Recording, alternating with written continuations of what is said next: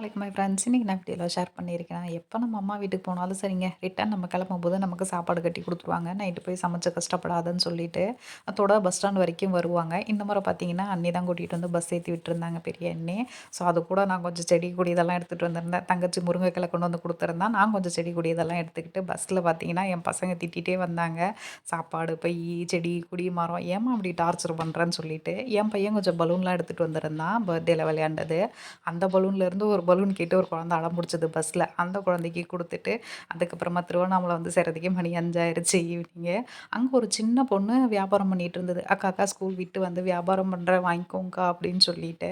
So ரொம்ப அழகா இருந்தா அந்த பொண்ணு. அதனால வீடியோல கவர் பண்ணேன். அந்த பொண்ணு "நான் நல்லாவே இல்லக்கா" அப்படின்னு சொல்லியிருந்தா.